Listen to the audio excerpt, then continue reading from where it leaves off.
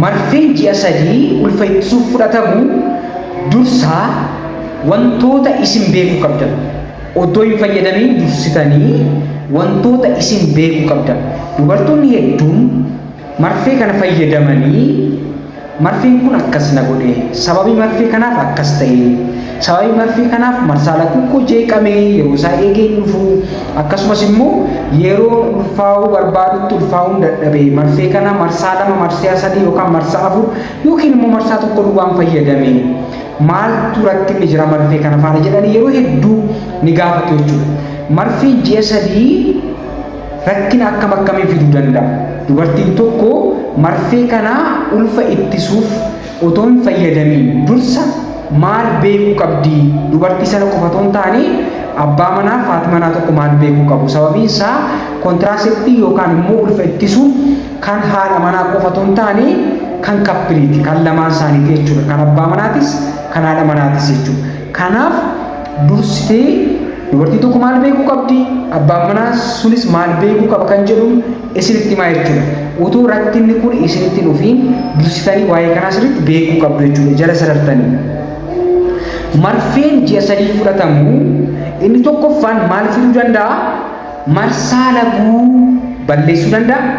Marsaa laguu jeequu danda'a. Marsaa laguu baay'isuu danda'a.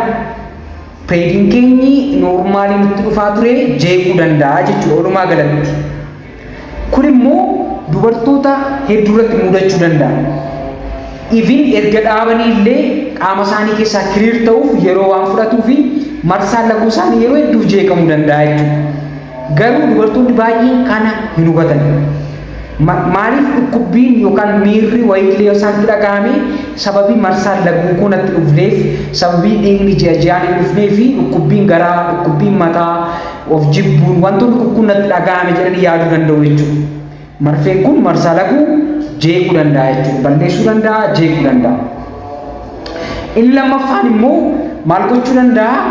Erga dhaabnee boodayyuu kana jechuun dubartiin tokko marfee marsaa 2 3 tokko fayyadamtee erga dhaabdee ulfa yaaltee ulfatoo yaaltuu haga waggaaf ji'a 6 ishee tursuu danda'a. Erguma dhaabdee jechuudha. Dubartii tokko irratti wantoonni kun ni mudatu jechuudha. Kanaaf dubartiin tokko akkuma dhaabdee ulfaa'uu dhiisuu dandeessi. Kun immoo dubartoota hundumaa irratti 100% yookaan immoo 100% ni mudata jechuudha hin taane dubartoota hedduu irratti ulfa ta'uu isaanii achi butuu danda'a. Erguma dhaabanii marfee kana fertilitii riitarni baakii dillee gochuu danda'a. Kanaaf dubartiin tokko marfee ji'a sadii kana gaafa fayyadamtu akka dhaabdeen ulfaa'uu dhiisuu dandeessi jechuudha. Ishee tursuu danda'a jechuudha. Kanas sirriitti beekuu qabdi jechuudha. Erga dhaabdee ji'a 2 ji'a 3 ji'a 6 waggaa tokko waggaaf ji'a 6 turuu dandeessi jechuudha. Inni gara biraan immoo dubartiin tokko waggaa 2 isaa ol yoo fayyadamtee haphachuu lafee isaatti isheetti fiduu danda'a. Garuu akkuma dhaabdeen iddoo isaatti deebi'uu danda'a jechuudha. Kanaaf dubartiin tokko waggaa 2 ol akka fayyadamtus yeroo hedduu gorfamuu dhiisuu danda'a jechuudha.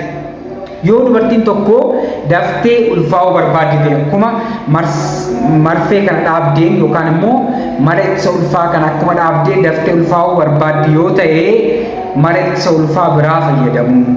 Akkasumas immoo marsaa laguu ji'a 6 arguu barbaadde yoo ta'es mala ittisa ulfaa biraa fayyadamu ni danda'ama jechuudha. Walumaa galatti marfeen kun effektiivii kan jedhamu keessaas tokkodha. Parsantii 95 akka 99 ni hir'isa effektiiviidha jechuudha. Ulfa ittisuu danda'a.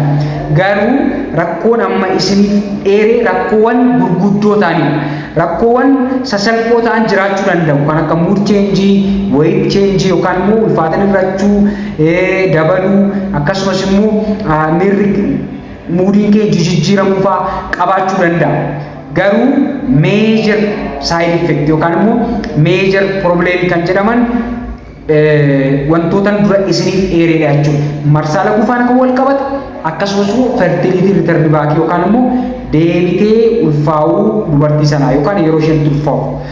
Dhala dhabuu hin fidu waan isin hubachuu qabdanii garuu yoo isheen ulfaa'uu barbaadde ishee tursuu danda'a erguma marfee kana dhaabdeeyyuu malee infertility hin fidu dhala dhabuu hin fidu kana hubachuu qabdu jechuudha. Kan sifaana ture Dr. Bashaanaati maatii keenyatti yoo dabalamne subscribe gochuun maatii keenyatti daamaa odeeffannoo fayyaa isin daddarbu hordofaa isin jenna. Gaafii ol qabdan immoo komentii nuuf kahaa waan dhufaan tuttaniif galatoomaa isin jaallanna. Have a nice time.